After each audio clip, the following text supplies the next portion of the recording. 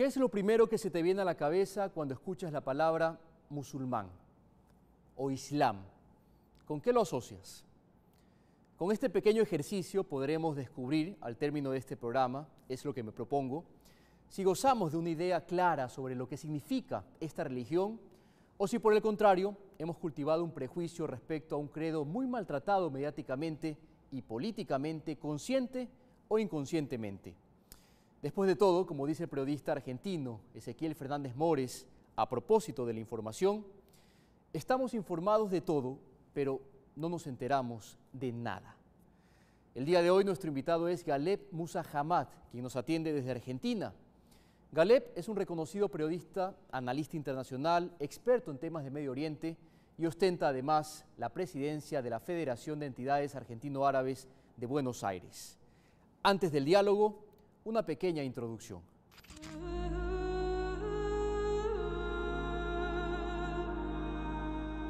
El Islam es una religión monoteísta abrámica, cuyo dogma de fe se basa en el libro del Corán, el cual establece como premisa fundamental para sus creyentes que no hay más Dios que Alá y que Mahoma es el último mensajero. Los eruditos islámicos definen al credo como la sumisión a Dios el Altísimo a través del monoteísmo, la obediencia y el abandono de la idolatría. El libro sagrado del Islam es el Corán, dictado por Alá a Mahoma a través de Jibril, el arcángel Gabriel. Los seguidores del Islam se denominan musulmanes y atestiguan que Mahoma es el último de los profetas enviados por Dios y sello de la profecía. Se estima que hay en la actualidad entre 1.000 y 1.300 millones de musulmanes en el mundo, lo que convierte al Islam en la segunda religión en número de fieles tras el cristianismo. Resulta importante diferenciar entre los términos musulmán y árabe. Musulmán es quien se somete a Dios y cumple con sus leyes y puede ser de cualquier nacionalidad. El árabe se refiere a un idioma y a una etnia específica. No todos los musulmanes son árabes y no todos los árabes son musulmanes. Solo alrededor del 20% de todos los musulmanes vive en el mundo árabe, siendo Indonesia el país con la mayor población islámica. Se calcula que 7 millones de musulmanes viven en Estados Unidos. Su comunidad está compuesta por personas procedentes de una amplia variedad de orígenes étnicos y nacionales. Bajo la ley islámica, la mujer siempre ha tenido el derecho a la propiedad, a recibir educación y tomar parte activa en la vida de su comunidad. Hombres y mujeres se respetan en un nivel de igualdad. Las reglas islámicas respecto a vestir modestamente son iguales para los hombres y para las mujeres. El Islam enseña también que cristianos, musulmanes y judíos son pueblos del libro, expresión que significa que las tres religiones comparten las mismas creencias básicas articuladas a través de la Biblia, la Torá y el Corán. La diferencia principal entre cristianos y musulmanes radica en que los musulmanes no creen que Jesús era el Hijo de Dios, sino un profeta al que Dios le otorgó poderes especiales para demostrarle a la gente el propio poder de Dios. El Islam tolera otras creencias religiosas y la ley islámica protege el derecho de otras minorías. La ley islámica también permite a los no musulmanes establecer sus propios tribunales, los cuales aplican las leyes familiares concebidas por otras minorías.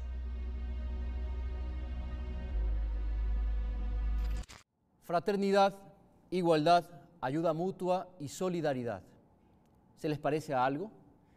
Bueno, son los principios que sostenía la UMA, la comunidad formada por el profeta Mohammed en Medina, con los primeros seguidores del Islam, antes de retornar a la Meca y bueno, desde ahí expandir la última revelación dirigida por Alá o Dios en toda la región, hasta llegar a convertirse actualmente en la segunda religión más practicada en el mundo.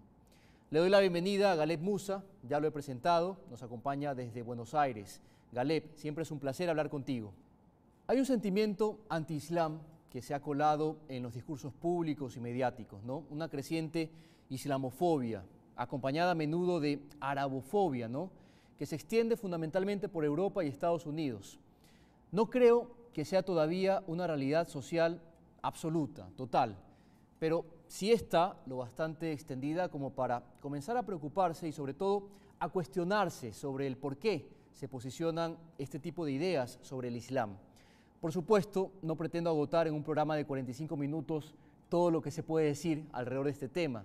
Sería imposible, ¿no? Pero Me gustaría contigo, Galeb, que con tu ayuda podamos conocer en líneas generales los principios de esta fe e intentar con eso tumbar la cantidad de prejuicios que giran en torno al mundo musulmán tan estigmatizado el día de hoy.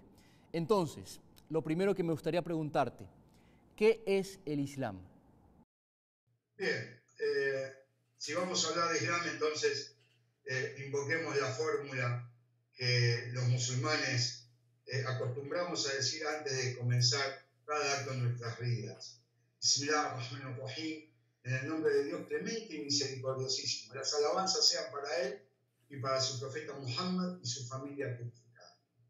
El Islam es un mensaje universal, es un mensaje para toda la humanidad, es un mensaje, el último que ha enviado Dios a la humanidad, confirmador de los mensajes anteriores, de la Torá y el Evangelio, de los tantos otros mensajes que Dios ha enviado al mundo a través de sus profetas, que cuentan en 124.000, según dice el Corán, el libro sagrado de los musulmanes, pero que Dios no nos ha dado los nombres de todos. Los musulmanes creemos en todos los profetas, desde Adán, que fue el primero, pasando por Noé, por Moisés, por Abraham, por Jesús y por el último, que es Muhammad, mal conocido como Mahoma en Occidente.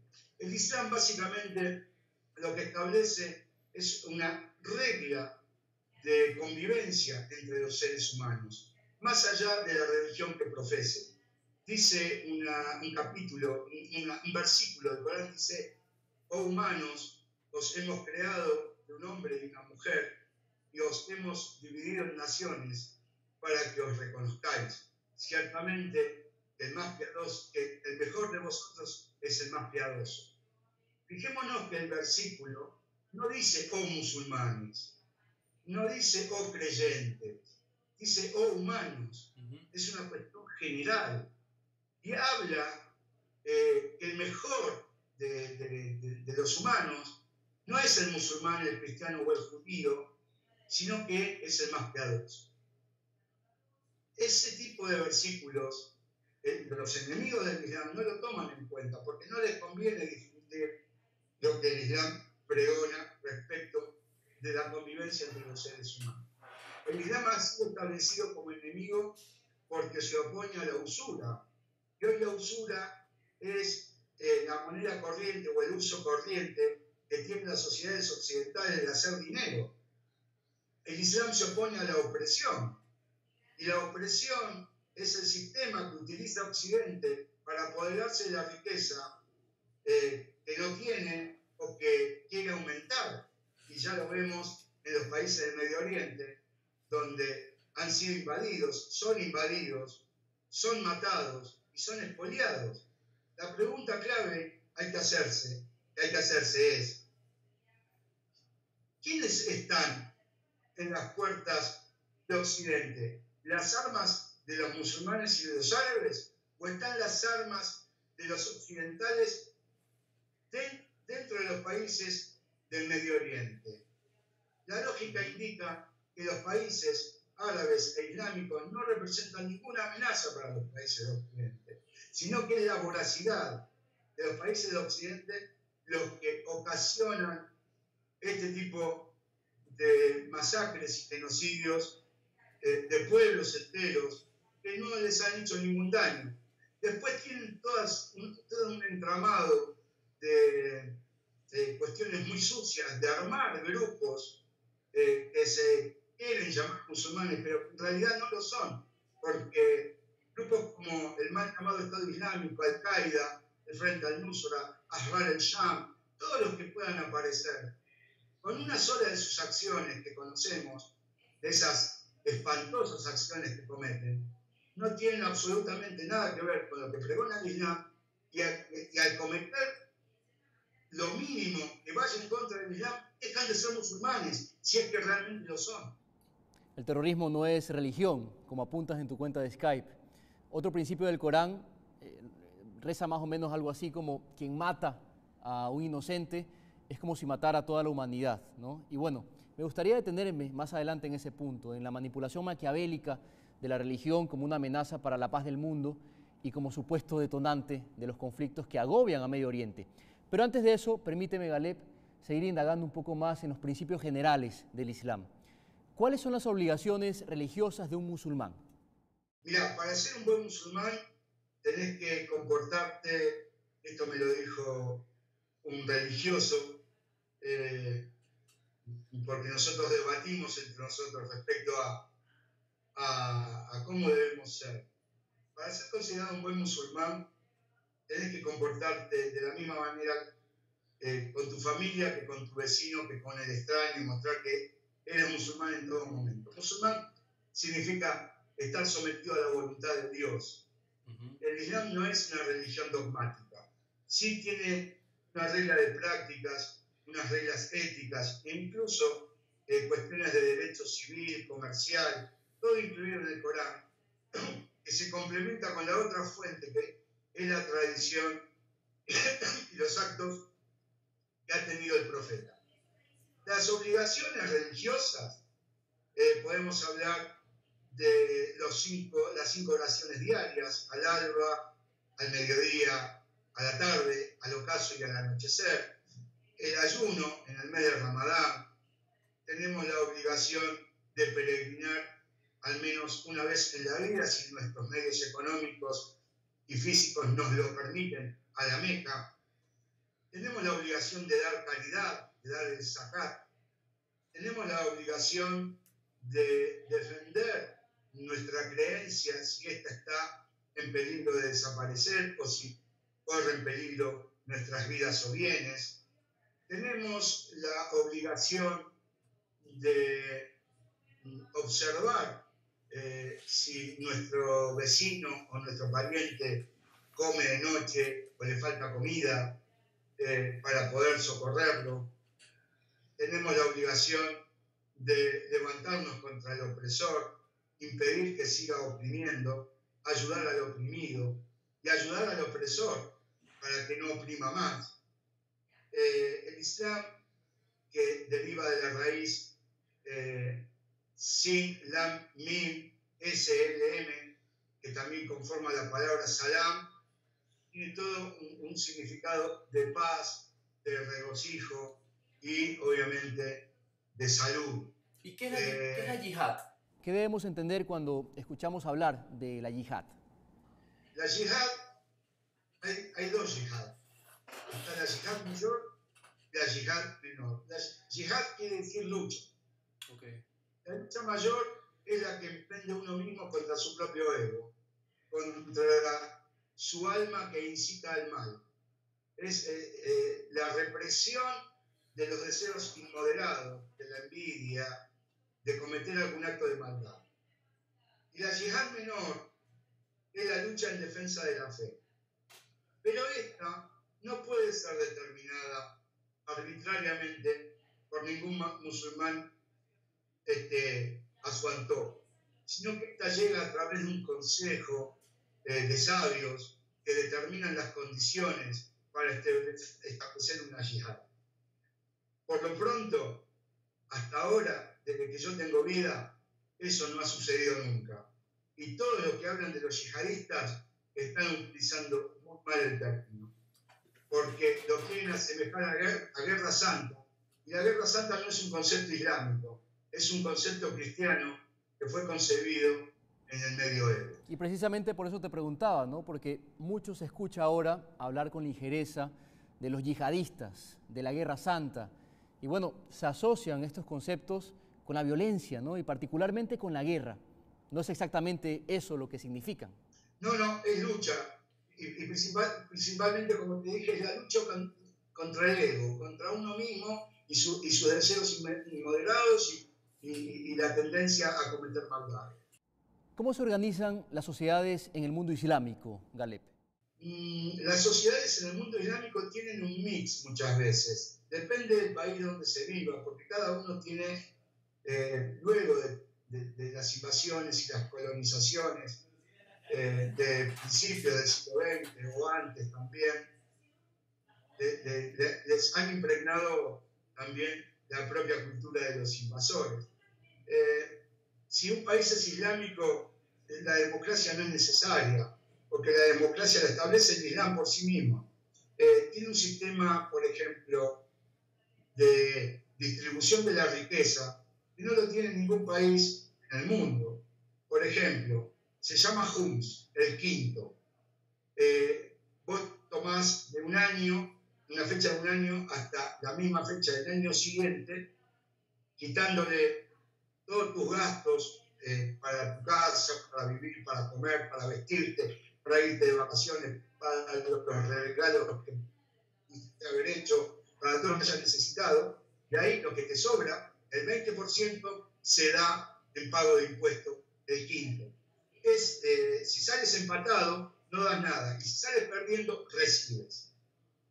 Es un sistema totalmente justo, y que tiene que ver también con el autocontrol, porque es una cuestión de conciencia propia, porque nadie te controla. Vos mismo te controlás si has ganado plata y si tienes que pagar el impuesto. Es curioso, ¿no? Algunas de las cosas que mencionas me suenan mucho a lo que conozco como justicia social. Es la justicia social pura, porque ahí pagan a los que les sobra. Ni siquiera podemos decir que paga el que más tiene, sino al que le ha sobrado. Quizás alguien vive de manera modesta, pero le ha sobrado dinero y tiene que pagar el impuesto. Las sociedades se organizan a través de las oraciones, aunque no lo quieras creer. Por ejemplo, tenemos tal reunión, ¿a qué hora? Y la podemos hacer a las 2 después de la oración del mediodía, o a las 7 después de la oración del ocaso. Y las oraciones van marcando tus tiempos. Las sociedades se organizan de manera muy natural. Mira, yo te comenté que estuve en Irak hace poco tiempo atrás. Llegué a Irak el 19 de noviembre pasado para lo que es la conmemoración del Arbaín, que son los 40 días luego del martirio del nieto del profeta Muhammad en Karbala. Tú lo único que necesitas para cumplir con eso es el pasaje para llegar. O no, o quizás puedas llegar, si estás en la región, haciendo dedo o que te lleven. Pero la cuestión es llegar. Luego allí se hace una peregrinación de 80 kilómetros desde la ciudad de Nayaf, donde está el santuario del padre del imam al-Hussein, el imam Ali. Y durante todo el camino tú tienes asistencia médica, comida, bebida, lugar para dormir, gente que masajea tus pies, gente que te invita a comer a su casa, a dormir en su casa, todo eso gratuitamente. Y no solo eso, sino en la ciudad de Karbala también tienes comida, lugar para dormir, asistencia médica y todo lo que tú necesites sin pagar un centavo. Hemos sido testigos de que ese pueblo castigado por la invasión, por la pobreza, por el espolio, trabaja todo el año para esta fecha para poder ser sirvientes de los visitantes del imam al-Hussein. Algo que yo nunca he visto en mi vida y he visitado bastantes lugares. 27 millones de personas han peregrinado este año a Karbala y ningún incidente. Galeb, manejas un blog muy interesante que tiene por nombre Islam y Política, ¿no? Y bueno, parafraseando un poco la introducción, sostienes que se trata de un espacio donde se puede entender el Islam y la política, dos elementos que no subsisten uno sin el otro. En pocas palabras, no hay Islam sin política, ni política sin Islam. Explícanos un poco eso, ¿no? ¿Cuál es la relación que encuentras entre el Islam y la política? Es muy simple, Abraham. ¿Qué estamos haciendo nosotros ahora en esta charla y en esta entrevista? Estamos haciendo política. ¿Por qué? Porque la política es la práctica cotidiana de todos nuestros actos. Que la palabra política haya sido bastardeada por la acción de los políticos, entre comillas, es otra historia. Pero el Islam y la política van de mano, porque el Islam es una forma de vida más que una religión. Y tú adoptas políticas en tu forma de vida. Aparte, establece reglas, como dije, por ejemplo, para un Estado islámico, Y un Estado, cualquiera sea su naturaleza, establece políticas para sus ciudadanos, para sus territorios, para la forma de vida de su gente.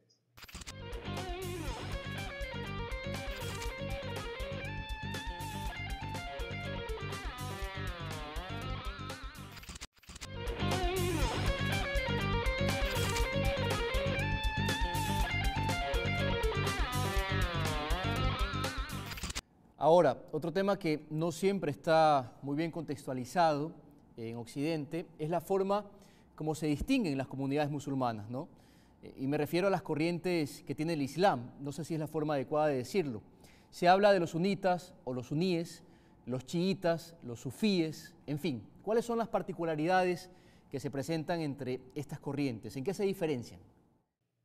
En principio hay que decir que tanto los hermanos sunitas como los hermanos chiitas tienen las mismas bases. Un Dios uno y único, un mismo libro, el Corán, y un mismo profeta. Eso es lo más importante.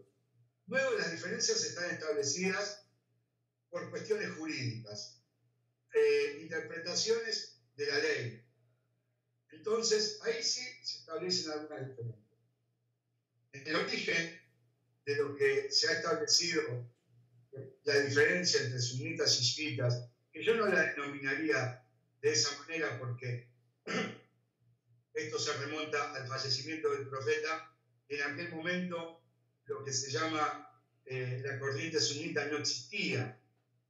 Existió luego de bastante tiempo y a partir de la escuela instaurada por el sexto sucesor del profeta, el imam Jafar al-Sadiq, de donde derivan las 4 escuelas sunitas. Yo diría que esto se resume en una cuestión de jurisprudencia, del esfuerzo que hacen sabios de una corriente de pensamiento y otra para interpretar mejor las palabras del Corán y la tradición del profeta. Esto es todo. Los demás son corrientes desviadas. El wahabismo, el takfirismo, son corrientes fanáticas, que son literalistas, que quieren volver o retrotraer a la misma época del profeta. Y yo creo que si el profeta viviese en este tiempo, no viajaría en camello, viajaría en avión. ¿Y qué tanto asidero tienen aquellas matrices de opinión, sobre todo las que permean en Occidente, ¿no? En el imaginario de Occidente, que sostienen que lo que hay en Medio Oriente es una disputa entre religiones, ¿no? Que dentro del mundo musulmán los sunitas y los chiitas no se llevan, que no es posible una conciliación, que es impensada una convivencia, ¿no? ¿Qué tan cierto es esto, Galeb? ¿De dónde nace esta idea? Nace desde el interés de querer dividir al Islam, algo que nunca han podido hacer, pero sin embargo esto tiene más que ver con el poder de dominación que con una cuestión religiosa en sí misma. Las sociedades musulmanas, tanto chiitas como sunitas, viven en total armonía. No digo que no haya diferencias, hay diferencias, por supuesto que hay, y hay discusiones, pero se pueden ver, y hay innumerables testimonios que se pueden encontrar en internet, de sabios debatiendo y de compartir también actos religiosos. Por lo tanto, eso da por tierra lo que sucede en Medio Oriente es una cuestión de índole religiosa. Lo que hay es una cuestión de poder. Y Arabia Saudita encabeza esa discordia, esa promoción de lo que en árabe se llama fitna o discordia, porque la monarquía no existe en Islam. El único monarca es Dios. Entonces, obviamente, esta tribu beduina colocada por el Imperio Británico ve peligrar su reinado y tiene a su población aplastada, oprimida, y expande esta opresión por el resto del Medio Oriente por una cuestión simple de conservar el poder y el dinero.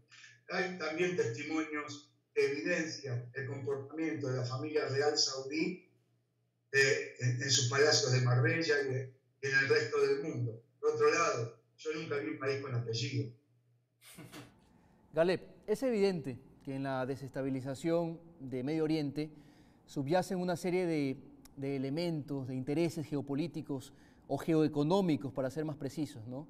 Y claro, la religión siempre ha sido usada, no desde ahora, desde siempre, como una cortina de humo para tapar los verdaderos intereses del poder.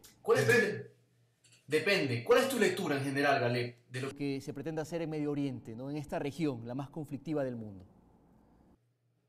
Abraham, primero, está muy difundido aquello de que la religión es el opio de los pueblos. Y yo digo que eso es una falacia. Jesús difundió su mensaje y no fue ningún opio para los pueblos, fue una revolución para los pueblos. Moisés difundió su mensaje y liberó a su pueblo. Fue revolucionario también. Todos los profetas fueron revolucionarios. El Islam fue revolucionario, sacó de la ignorancia a los pueblos árabes primero y a los pueblos de la región circundante también. Y como si fuese poco, un descendiente del profeta Muhammad también hizo una revolución histórica en la República Islámica de Irán, que terminó con un gobierno, un reinado cruel como era el de Shah de Persia, sometido a los deseos e intereses de las potencias hegemónicas, en este caso Estados Unidos, y primero fue Gran.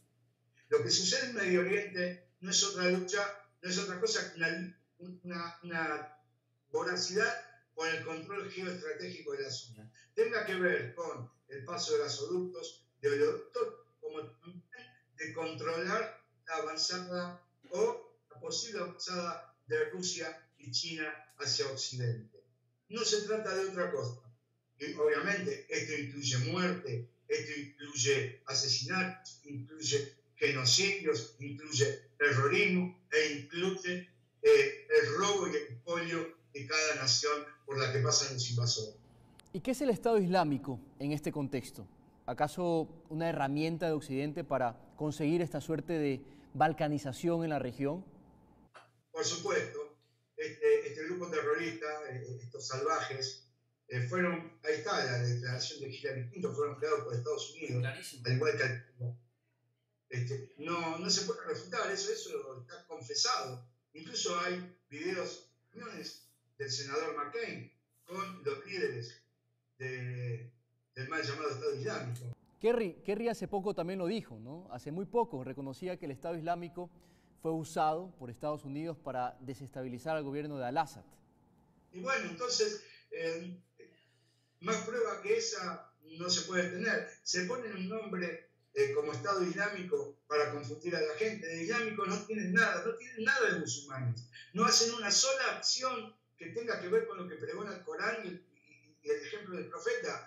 Son meros mercenarios que cobran 200, 300 dólares por día los mercenarios comunes, los que van al frente, y más plata cobran aún los líderes, que sirven de instrumento para desestabilizar el Medio Oriente, para crear problemas internos, y se llevaron la gran sorpresa en Siria.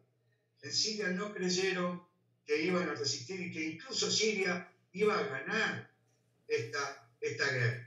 Entonces hoy los Estados Unidos no saben cómo ocultar su vergüenza, pero son incluso tan desvergonzados que quieren seguir adelante con sus planes de invasión y quieren presionar a Rusia mediante sanciones y quieren seguir presionando y negociando, entre comillas, en una mesa de negociaciones donde excluyen a los principales interesados, en este caso la República Árabe Siria y luego los países vecinos, ¿no? Como la República Islámica de Irán, como la resistencia islámica de Hezbollah, que también ha participado activamente en la lucha contra el terrorismo.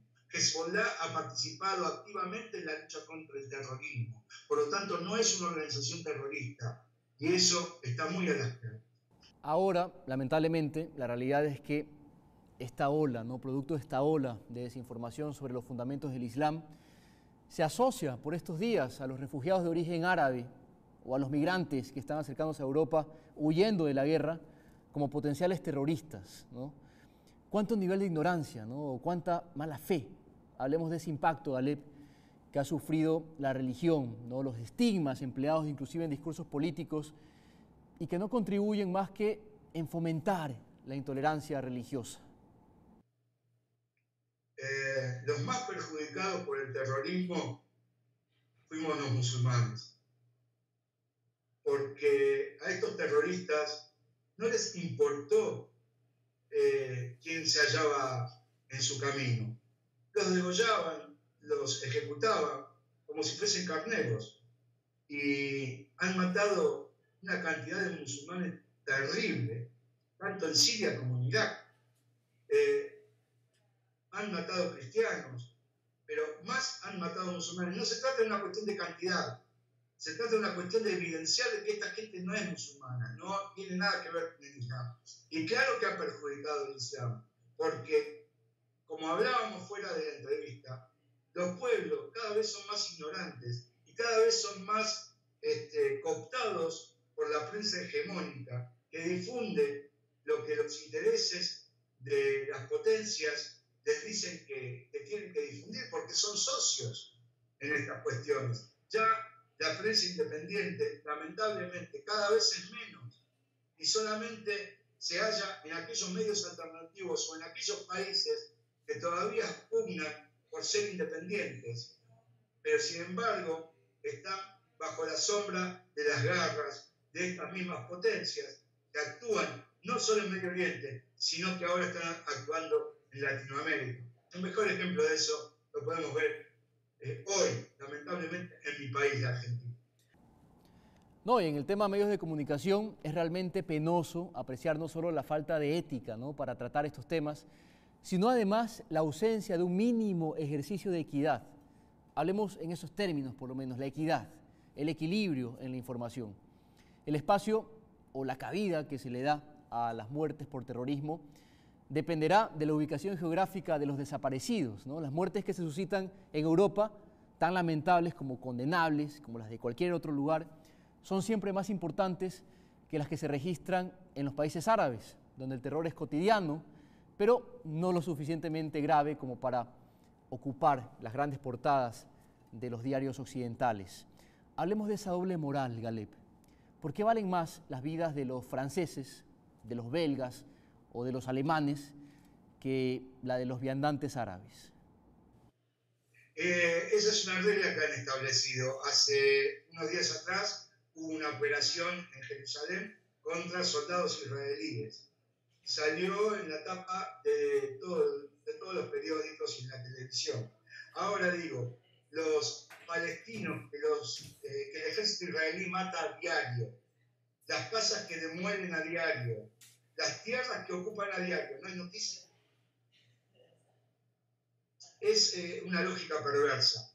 Yo diría que no se trata de una cuestión de equidad, sino que los medios mienten, desinforman, y se trata de una cuestión de intereses. A veces hay que tener la osadía de decirlo en la cara, porque si no, no lo podemos entender. Ya no hay más lugar para ser, de alguna manera, si se quiere, ¿no?, éticos con nuestros colegas, cuando nuestros colegas no son éticos con su función, con su profesión. Vamos terminando, Galep. ¿Qué escenario vislumbras, ¿no?, cuando tenemos a un Donald Trump, flamante presidente de Estados Unidos, con un discurso antimusulmán? Cuando apreciamos, por otro lado, en Europa, un auge de corrientes antimigrantes, xenófobas, llenas de odio contra el Islam. ¿Qué tan difícil es, qué tan difícil resulta ser musulmán en el mundo de hoy? ¿Cómo ves el panorama, Galep? El panorama en Occidente obviamente va a ser mucho más oscuro para los musulmanes. Van a sufrir persecuciones, van a estar bajo el ojo del gran hermano. Eso va a pasar no solo en Norteamérica, va a pasar en toda América, en México, en Colombia, en Argentina, en Chile. En Medio Oriente la cuestión va a ser distinta, la cuestión va a cambiar. La cuestión es que ha empezado una época de victorias y la época de las derrotas ya terminó. Siria, junto con la República Islámica de Irán, junto con la resistencia libanesa de Hezbollah, que son los que forman el eje antiimperialista en la región, han establecido victorias muy importantes. No incluyo a Rusia porque Rusia tiene intereses muy particulares al respecto y no forma parte del eje de la resistencia. Es una alianza coyuntural la que tiene Rusia en estos momentos. Pero va a haber muchos cambios en Medio Oriente. Probablemente lo haya en el Golfo Pérsico, en los países del Golfo, en las monarquías, donde ya están sufriendo en sus economías y donde están, obviamente, evidenciando levantamientos de sus poblaciones. En Medio Oriente la cuestión va a ser esa. En Latinoamérica la cuestión va a estar un poquito, Latinoamérica y en toda América, va a estar un poquito más complicada para los musulmanes, pero como decimos habitualmente, nosotros nos encomendamos a Dios. Finalmente, Galeb, me gustaría tocar un último tema que me parece importante también. Mucho se ha cuestionado sobre el papel de la mujer dentro de las sociedades musulmanas. El uso del velo o la burka es sumamente criticado también en Occidente. Es una cuestión de enfoques, finalmente, ¿no? ¿Por qué creer que la vestimenta occidental representa el bien y la musulmana el mal, ¿no? ¿Cuál es la realidad de la mujer musulmana? Depende de qué lado te sitúes, de qué óptica lo veas. La burka, en primer lugar, quiero aclarar que no está dentro de los cánones islámicos. La obligación de la mujer de cubrirse está en el Corán, y lo dice claramente, dejando libre el óvalo de la cara, cubriendo sus adornos, ¿no? Habla un poco del cuerpo de la mujer, hasta las muñecas y hasta los tobillos. En realidad la mujer musulmana en la mayoría de los países islámicos es la que manda, es la que ordena, es la que protege y es la que custodia y es la base de la sociedad. No voy a decir que no hay países que se denominan islámicos y que oprimen a la mujer. Arabia Saudita es uno de ellos. Afganistán, bajo la égida de los talibanes, es otro. Pero me gustaría que vean con sus propios ojos, que puedan viajar y que puedan comprobar lo que significa la mujer dentro de la sociedad islámica. Y van a ver que son mucho más libres que las mujeres que prostituyen en Occidente, que las desnudan, que las tratan como objetos y no como personas. Yo no sé si es más feliz una mujer que es cosificada en Occidente o una mujer con velo es valorada por sus cualidades y no por lo que pueda mostrar. Y cuando hablamos de violencia contra la mujer, la realidad es que existen casos entre los cristianos, los judíos, hindúes e incluso entre los ateos, ¿no? ¿Es posible un mundo donde convivan todas las religiones y no haya guerras? ¿De qué depende, Galeb? Depende de que se acaben las ansias hegemónicas de cualquiera que pretenda dominar al otro. Nada más, las religiones no tienen problemas entre ellos. Todos tenemos un mismo Dios, al menos las grandes religiones monoteístas. Nos podemos poner de acuerdo. El problema es cuando se mete la cuestión de la dominación sobre él. No hay problema entre las religiones. Los problemas son cuando se atacan a los pueblos para robarles, para invadirlos y para dominarlos. Galeb Musa, como siempre un placer conversar contigo. Ha sido un gran privilegio. Tu mensaje para la audiencia de la televisión pública y bueno, para los televidentes de Mundo al Revés. Que los ecuatorianos estén atentos, que sigan sosteniendo esta política que se ha establecido en Ecuador, que Ecuador es una esperanza para Latinoamérica para seguir intentando el camino de construir la patria grande, junto con Nicaragua, junto con Venezuela. En Argentina y en Brasil hemos perdido, lamentablemente, una batalla, no la guerra, hemos perdido una batalla. Vamos a seguir luchando para reconquistar mediante el camino democrático el camino hacia la patria grande. No discriminen, tenemos experiencia nosotros argentinos en discriminar, no todos obviamente, pero sí se ve bastante xenofobia que va creciendo en todos los países del mundo. Les deseo lo mejor a Ecuador. Los considero hermanos y los considero, como ya dije antes, una esperanza para todo Latinoamérica. Un gran abrazo, Galep. Muchísimas gracias. Un abrazo enorme, hermano Abraham. Estamos en contacto y estoy a tu disposición para cuando lo desee. La islamofobia es un virus que se está propagando por el mundo y para el cual hay un antídoto: la responsabilidad en la información. Elegir estar bien informados es una tarea que depende exclusivamente de nosotros. Abramos los ojos. No permitamos que los prejuicios se conviertan en falso conocimiento. Espero que el programa haya sido de su provecho. Nuestro próximo encuentro será aquí, por la pantalla de su televisión pública. Mi nombre es Abraham Verduga. Será hasta la próxima.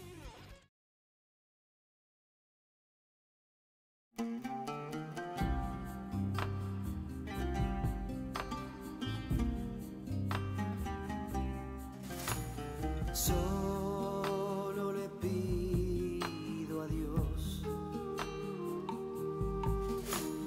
que la guerra no me sea indiferente. Es un monstruo grande y pisa fuerte toda la pobre inocencia de la gente. Es un monstruo grande y pisa fuerte toda la pobre inocencia de la gente.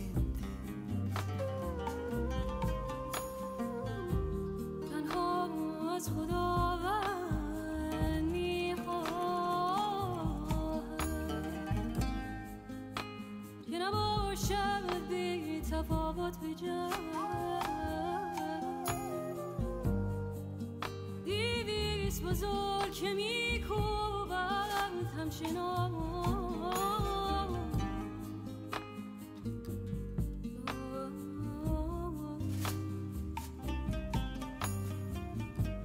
بر سر معصومیت مردم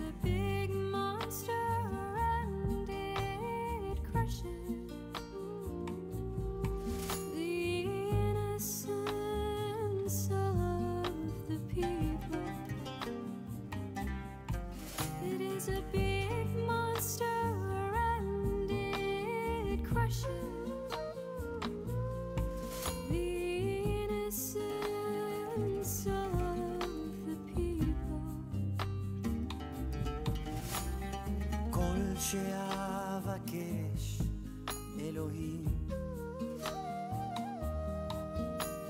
לא להיות אדיש למלחמה היא מפלצת כל כך ענקית שדורסת את התמימות האנושית מפלצת כל כך ענקית שדורסת את התמימות